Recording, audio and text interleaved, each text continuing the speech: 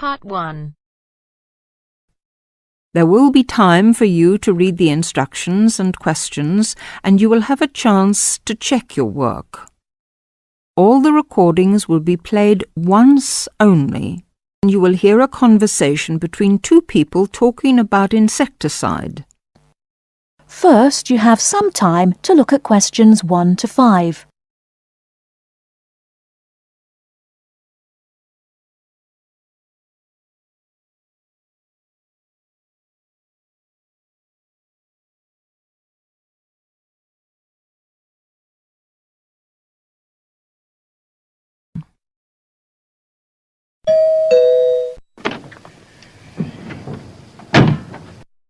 Yes? Oh, good morning, madam.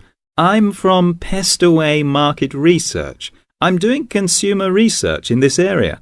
I wonder if you'd mind telling me, do you use Pest Away in your home? Pest Away? Oh, the insecticide thing. Well, yes, as a matter of fact, I do. What do you use it for, madam? Fleas, ants, cockroaches, woodworm? Oh, cockroaches.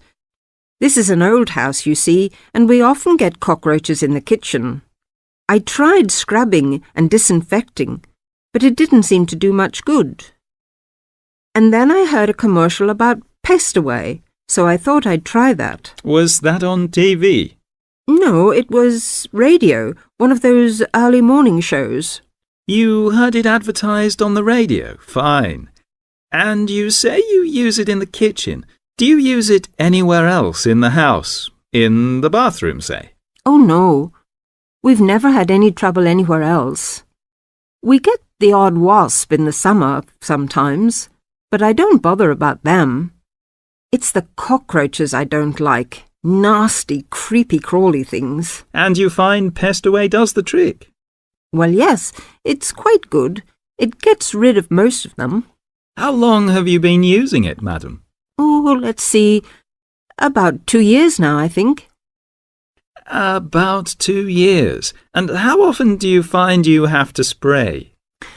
Oh, I give the kitchen a good spray round the skirtings and under the stove, you know, about every 6 weeks. Every 6 weeks or so, I see. Before you hear the rest of the conversation, you have some time to look at questions 6 to 10.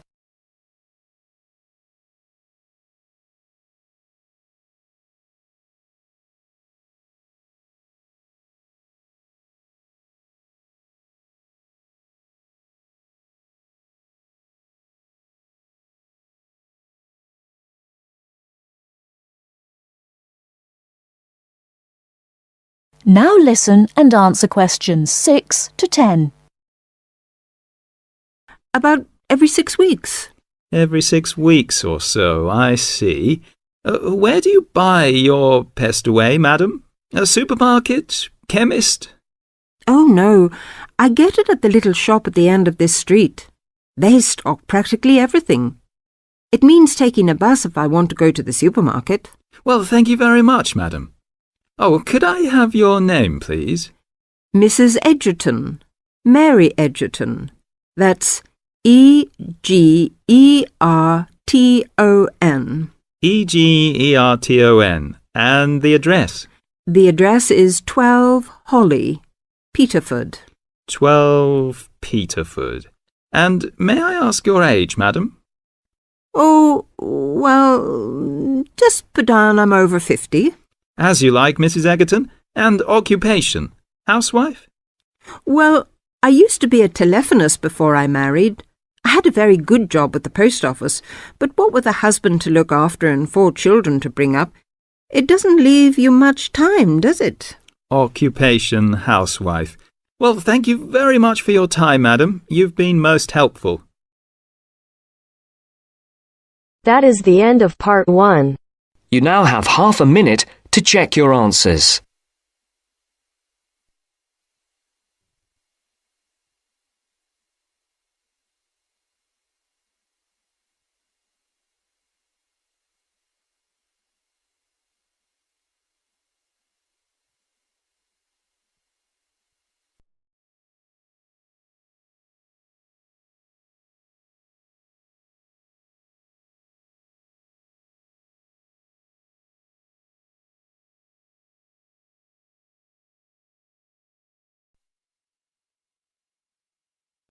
Now turns to part 2.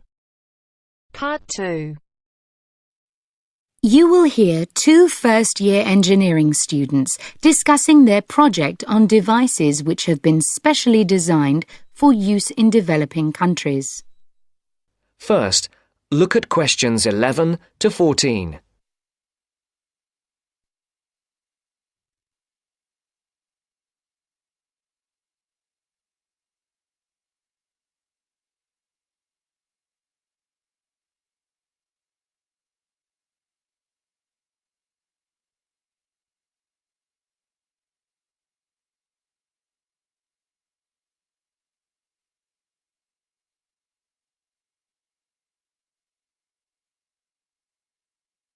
Listen carefully and decide which 4 planned developments are mentioned.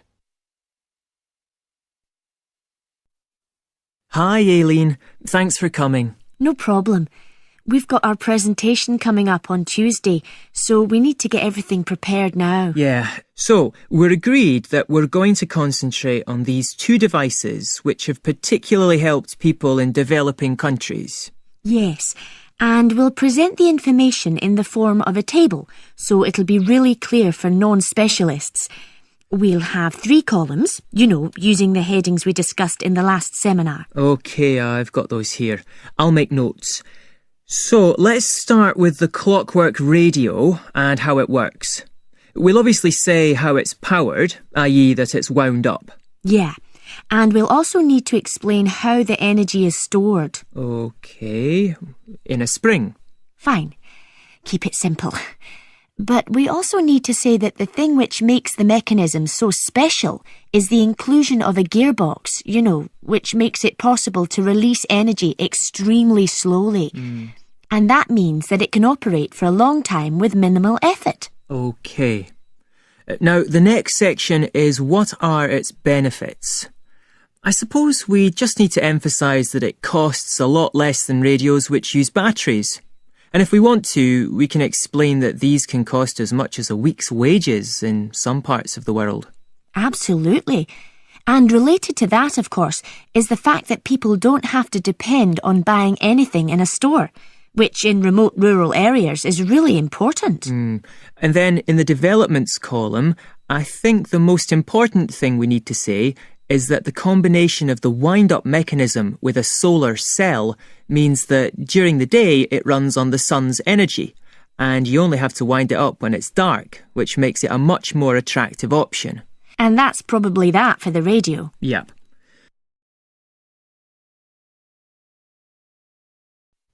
Before the broadcast continues, look at questions 15 to 20.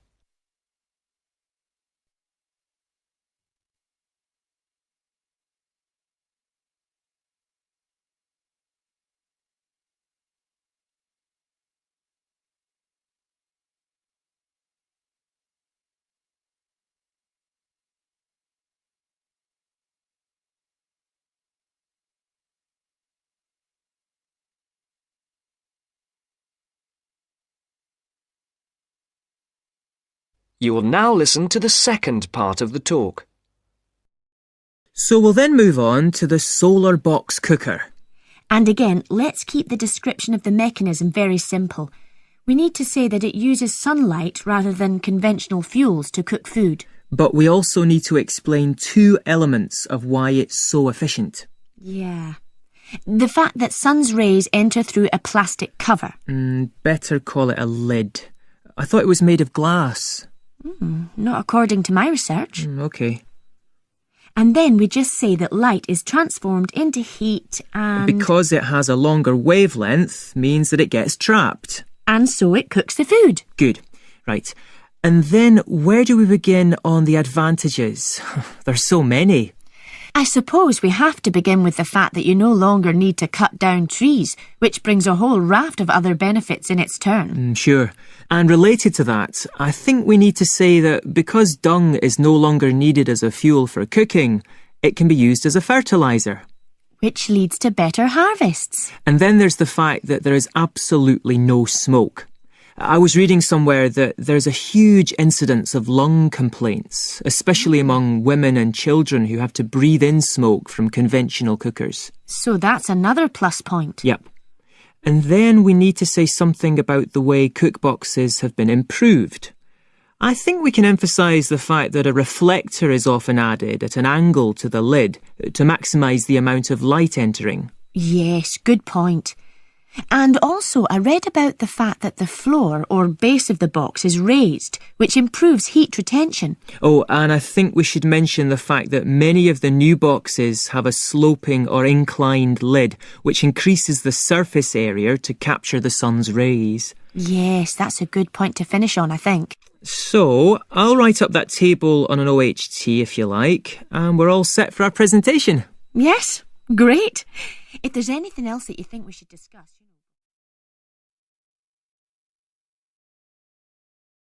That is the end of part 2. You now have half a minute to check your answers.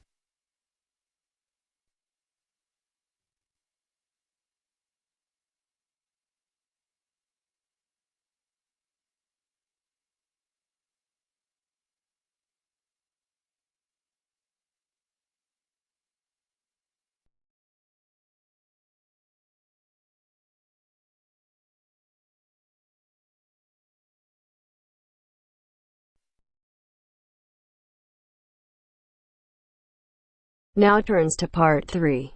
Part 3. You will hear a group of students, Henry, Joe, Nancy, and Gordon, discussing changes to their work experience placement arrangements. First, you have some time to look at questions 21 to 26.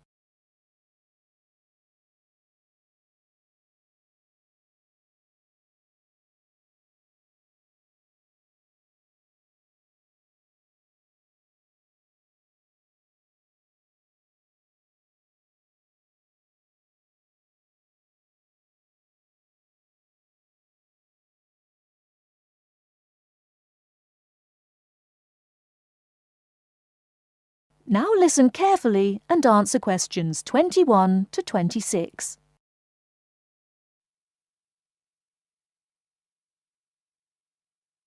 Look, there's the notice that Professor Jones told us he'd be putting up confirming the details of our work experience placements. But I thought that was already arranged. No, he said he'd have to check with the companies that the days we preferred were okay for them. Let's see if any have changed. Teresa's not here today, but her name's first. It says the Uni Bookshop, Friday mornings starting on the 23rd of March. So nothing's changed. I'll let her know. What about Manuel? He's not here either. Is he still going to the music store in the high street? If it's mainly music, yes, he's still down for that on Friday afternoons starting on the 9th. The day's different. It's changed from Tuesday mornings, but that's okay. I'll tell him. He'll really enjoy listening to music all day. Now, where's my name? Henry. Here it is. I'm going to the beauty shop, and I said I preferred Thursday afternoons. Oh, good, that seems okay. And my start date hasn't changed either. Joe, what day did you opt for? I'm going to Highway Hotels on Monday mornings. Yes, that's okay. And starting on Monday the 12th of March.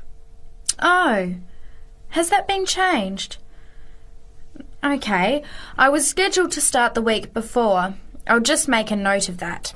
What about me, Henry? Have I still got the Explore travel service on Wednesday mornings? Just a minute.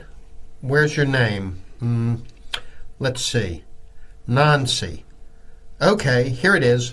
Explore travel on Wednesdays, yes, but afternoons, and starting date is Wednesday the 14th of March. Has the date changed? No, not the date, just the time, which is fine. I'll get to sleep in. You lazy thing, Nancy. Chris's name is next on the list. Gorgeous Gowns Fashions. What a name. Yes, it sounds good, doesn't it? I'm hoping he'll bring me some free samples. So, has he still got Wednesday mornings? Yes, Wednesday mornings starting on the 14th of March. OK, I'll tell him when I see him tonight that his arrangements haven't changed. Gordon, what about you? I chose that software company that makes computer games. I can't remember its name, but I asked for Tuesday afternoons. Oh, yes. Here it is. Games to go on Wednesday mornings. There's a note here saying they have their weekly staff meetings on Tuesday afternoons, so that wouldn't be much use to you.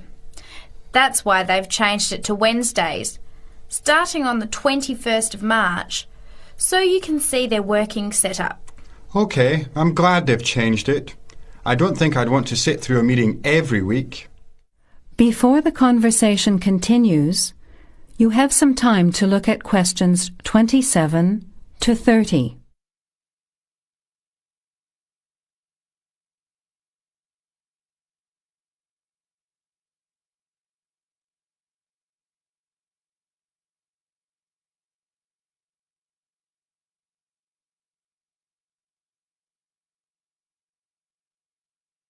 Now, as the conversation continues, answer questions 27 to 30.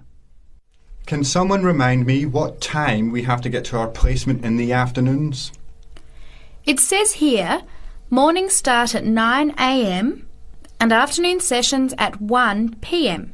Oh, that's a shame. I thought Professor Jones was going to change it to 9:30 a.m. and 1:30 p.m. Yes, he did say that he'd try to make it later, but obviously that wasn't possible. By the way, just in case, what happens if we're ill or something and can't make it? Do we phone the college or the place we're going to? I think we have to phone the company first and then the college. Didn't you get the information sheet about work experience at our last seminar? No, I missed it because I had to go to the dentist. What else did it say? Well, we have to do a total of 24 hours altogether. So if we miss one of the arranged sessions, we have to organise another time to make up the hours. And he gave us details of the presentation we have to give about our work experience. Oh, really? What do we have to do? In week 10, we each have to give a presentation to the class about the company we've been with. It's 30% of a final mark for this subject, so it's going to be a lot of work.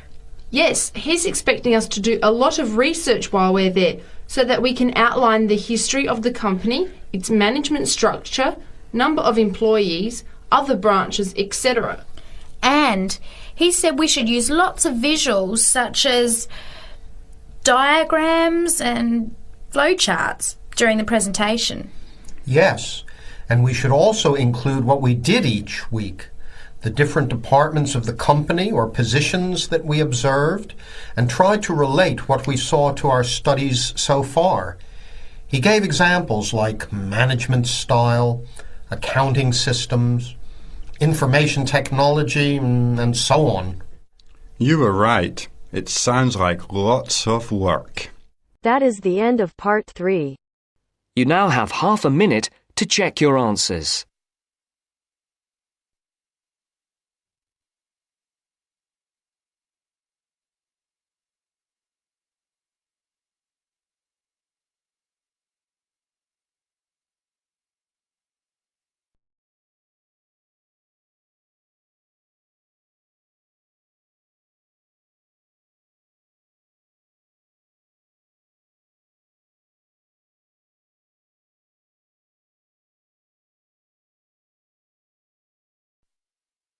Now turns to part 4.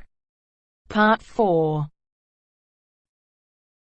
You are going to hear a talk given by Jim Allen. He is going to share some of his findings of his research. Now you have some time to look at questions 31 to 40.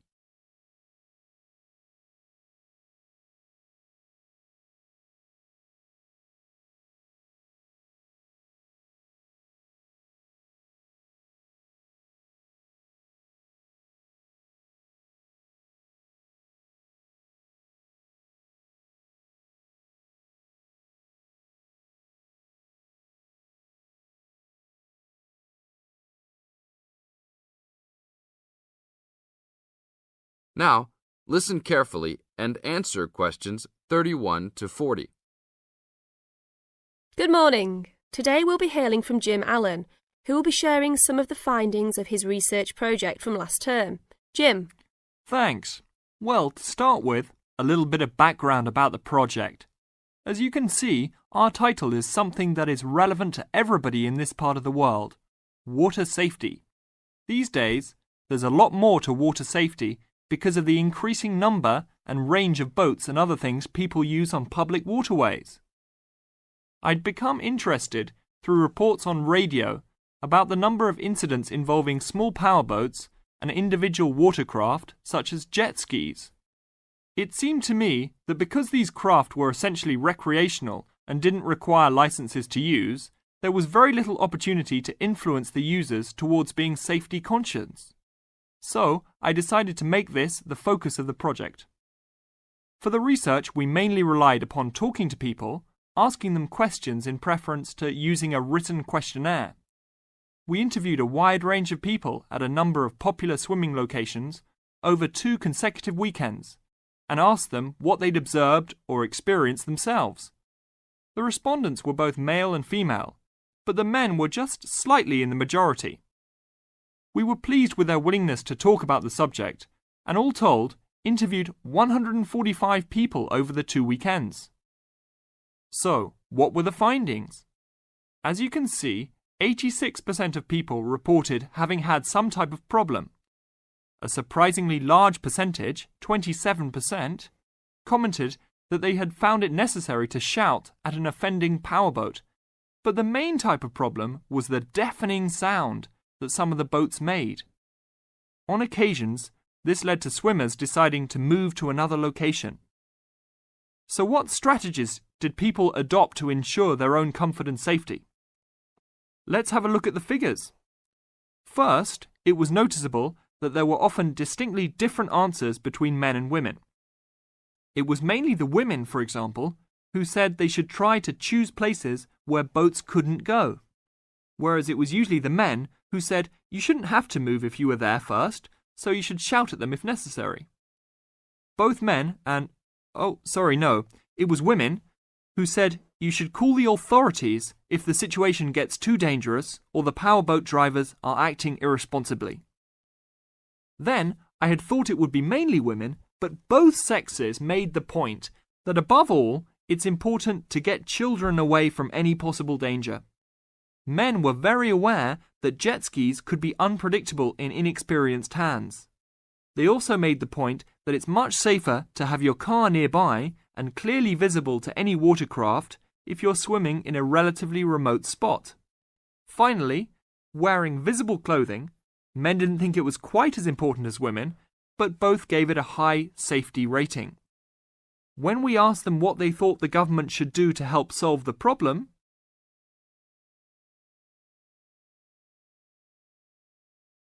that is the end of part 4. You now have half a minute to check your answers.